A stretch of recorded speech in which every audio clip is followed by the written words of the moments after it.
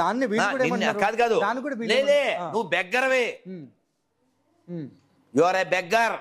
You are come to my house and you are begging and ragging.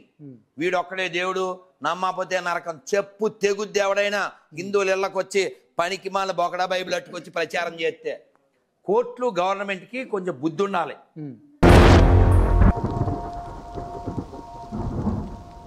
ఇప్పుడు మీరు గొర్రెలు కదా, మీకు తిరుమల తిరుపతి దేవస్థానం భోజనం పెడితే తింటారా అని. అబ్బే విగ్రహాలు పెట్టింది మేము తినం అన్నాడు. నేను కింద కామెంట్ పెట్టాను, ఒరే హిందువుల వీర్యాన్ని పుట్టావు కదా, చచ్చిపోరా, ఆ బాడీ వదిలేయని.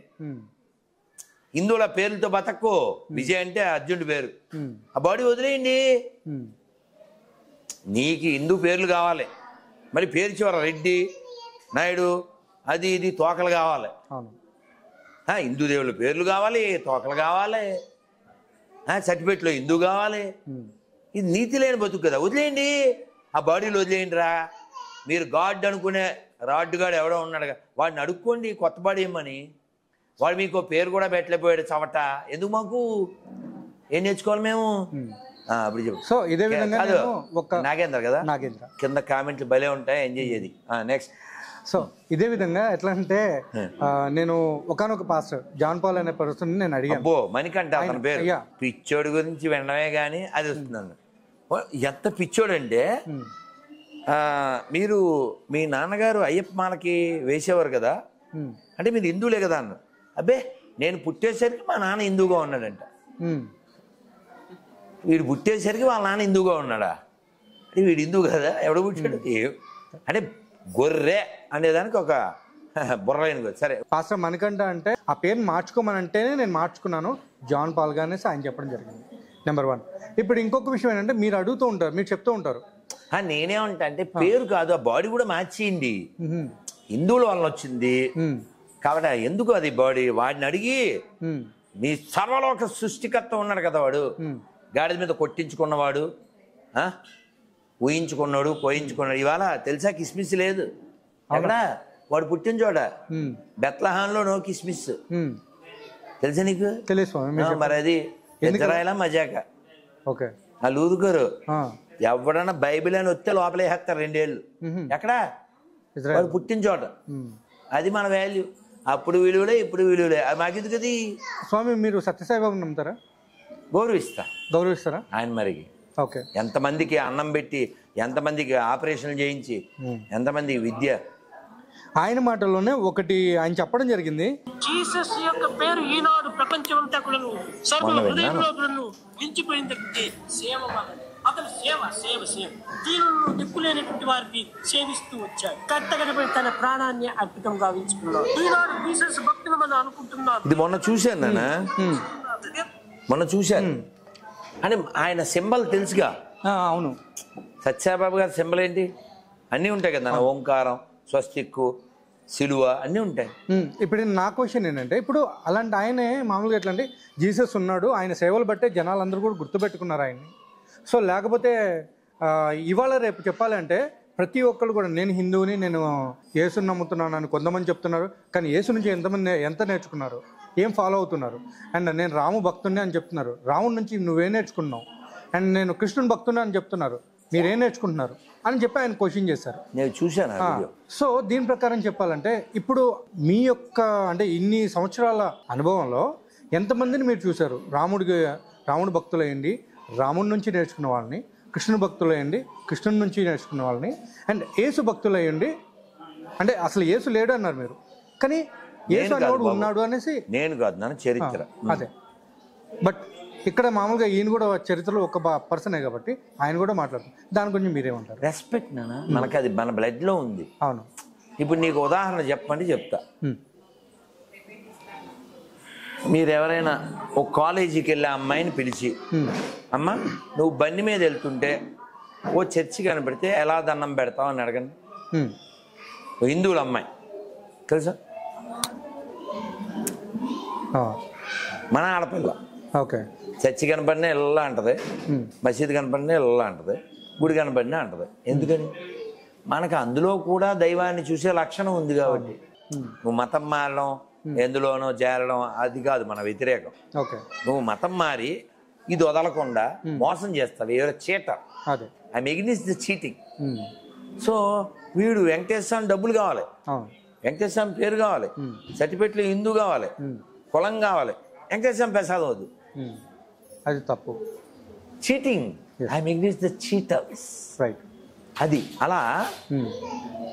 ఇప్పుడు ఎవరైతే ఈ మతం మారారో వాళ్ళు అర్థజ్ఞానం లేకపోతే నో నాలెడ్జ్. దానివల్ల ఇప్పుడు ఏమంటే మీ నాన్నగారు నాకు తెలియదు, మీ తాత నాకు తెలియదు. ఎవడైనా నేనైనా వచ్చి మీ తాత మీ నాన్న ఎదవలంటే మీకు ఎంత అట్టవుతారండి? అవునా? ఈ పనికిమాల పుస్తకాలు ఏం చెప్తాయండి? ఈ బిల్బుల్ బుక్, ఈ ఎడారి మతాల పుస్తకాలు, మీ తాత ముత్తాతలు అంతా దద్దమ్మలో, మేము ఇప్పుడు ఈడు వచ్చాడో సవట ఈ నమ్మండి, నమ్మితే పరలోకం. ఏమిటిది? ఎంత దుర్మార్గం అండి. ఇప్పుడు ఒక రాజుగారు బోళ్ళు పుణ్యకార్యాలు చేశాడు అని స్వర్గం వచ్చింది. కరెక్ట్. ఇంకో రాజుగారు చాలా తప్పులు చేశాడు ఆయనకి నరకం వచ్చింది. రాజు అయితే స్వర్గం వస్తుందని లేదు, రాజు అయితే నరకం అని కాదు. నువ్వు చేసే డీడ్స్, పనులు బట్టి. నన్ను నమ్మితే పరలోకం, నమ్మకపోతే నరకం. ఇదే కాన్సెప్ట్. రతన్ టాటా గారు కూడా నరకానికి వెళ్ళిపోతారా ఇన్ని సేవలు చేసే? అంబేద్కర్ నరకానికే, అల్లూరి నరకానికే. ఎందుకు ఈ ముష్టి మతం మాకు? వాడు చెప్తున్నాడు జానుబాబు అని, ఎక్కడ గుంటూరు, అక్కడ మీ తాత మా తాత గాంధీ తాత ఏ తాత అయినా సరే మా రోత బుల్బుల్ బుక్ ఫాలో అవ్వాల్సిందే, అయితేనే పర్లోకం. ఏంది ఈ ముష్టి పుస్తకం ఎప్పుడు పుట్టింది? ఈ మతం ఎప్పుడు పుట్టింది? ఏమైనా ఎవిడెన్స్ ఉందా? ఇప్పుడు రామదాస్ గారు గోల్కొండలో ఆయన జైల్లో పెట్టారా? వెళ్ళావు గోల్కొండ? వెళ్ళావు కదా, ఆ జైలు ఉంది కదా, ఉంది. చరిత్రనా? అవును, చరిత్రగా. రాములు గారు వచ్చారా? వచ్చారని. డబ్బులు ఇచ్చారా? ఇచ్చారని. ఇప్పటికీ ముత్యాల తలంబరాలు వెళ్తున్నాయా? వెళ్తున్నాయి. ముస్లింల దగ్గర నుంచి చరిత్ర ఉండబట్టేనా? రాములు గారు కనపడ్డారా? రామదాస్కి తర్వాత కనపడ్డాడు, ముందు ఎవరికి కనపడ్డాడు? తానీషాకి. అవును. రాముడు ఉన్నాడు, ఈ తెలంగాణ గడ్డ నిరూపించింది. రాముడు ఉన్నాడు, ఈ తెలుగు నేల నిరూపించింది. రామదాస్ గారికి కనబడ్డాడు. గట్టిగా 150 ఏళ్ల క్రితం త్యాగరాజ స్వామికి కనబడ్డాడు. మరి వీళ్ళు చెప్పే గాడ్ ఎవరికైనా కనబడ్డా? ఈ రామదాస్ గారికి మోక్షం ఇచ్చాడు, మోక్ష రాముడు అని పిలువబడ్డాడు. త్యాగరాజ స్వామికి ఇచ్చారు. కాబట్టి రాముడు ఉన్నాడు, రుజువు ఉంది. రాముడు వచ్చాడు, రుజువు ఉంది. రాముడు ఇచ్చాడు మోక్షం, రుజువు ఉంది. వీళ్ళు చెప్పే గాడ్లు ఏమన్నా ఇచ్చారా? ప్రపంచ నాశనం తప్ప. ఇప్పుడు ఇందులో మాట్లాడినటువంటి అజయ్ బాబు గారు అని చెప్పి ఇంకో పాస్టర్ ఉన్నారు. ఆయనతో నేను మాట్లాడినప్పుడు ఆయన ఏమంటారు, మీరు నిజంగా ఇప్పుడు ప్రతి ఒక్కరిని కూడా మీరు అంటున్నారు, నువ్వు నిజంగా క్రిస్టియన్ పుట్టుంటే, క్రిస్టియన్ అయితే నువ్వు రా, నాకు ఈ ప్రశ్నలకు సమాధానాలు చెప్పంటున్నారు కదా. ఆ లిస్ట్లో దానికి మించి సమాధానాలు చెప్పారు అని చెప్పేసి చెప్పడం జరిగింది. ఏముంది వీళ్ళు చెప్పారని అనుకుంటే అయిపోతుంది. మహేష్ బాబు అనుకో, మీకు దమ్ముంటే నేను డిబేట్కి వస్తాను, నాతో డిబేట్కి రాధా మనోహర్ దాస్ సిద్ధమా అని అడుగుతున్నారు ఆయన. నేను కింద ఏం రాశాను చూడు, శుద్ధపోసలు ఉంటే రావచ్చు. మేము పేపర్ ప్రింట్ చేసినప్పుడే చెప్పాం శుద్ధపోసలు అంటే నియమాలు ఉంటాయి. రూపాయి కారు అని ఫ్లెక్సీ వేసాడు, రూపాయి కారు వద్దేటి చొక్కాడతాడు అక్కడ. ఏంటిది? నియమాలు వర్తిస్తాయి కదా, ఆ నియమాలు నీకు పంపిస్తానే, అది పంపించు. వాళ్ళు శుద్ధపోసలు అయితే రమ్మను. They are ready to debate. కానీ దానికి ఐరా మీడియాలో దే షుడ్ బి క్వాలిఫైడ్. సమాధానం చెప్పడానికి రెడీ ఉన్నామా నేను చెప్తున్నారు వాళ్ళు. కాదన్న, నా ముందు కూర్చోవాలంటే క్వాలిఫైడ్ అవ్వాలిగా. ఓకే. ఇప్పుడు నేనున్నాను, ఇలా రొమ్ము విరుచుకుని ఓపెన్ గా చెప్తా, నాకు పనికిమాలిన ఎడారి మతాలకి, పనికిమాలిన ఎడారి మత గ్రంథాలకి, నాకు నా పూర్వీకులకి, నా దేశానికి ఏ సంబంధం లేదు నేను చెప్పాను. అది చెప్తాడా? నా పూర్వీకులు గొప్పవాళ్ళు, నా దేశం గొప్పది, అక్షరాల కంటే గ్రంథాల కంటే నాకు మనుషులే ముఖ్యం నేను చెప్పగలను. చెప్తారా? దైవాన్ని ఏ పేరుతో అయినా కొలవచ్చు, పిలవచ్చు, తలవచ్చు నేను చెప్తాను. చెప్తాడా? అది వ్యాపారం మొత్తం దొంగ రమను. ఓకే, నియమాలు నీకు పంపిస్తాను. If they are qualified. ఎవరినాడు వచ్చేస్తాడేంటి లోపలికి?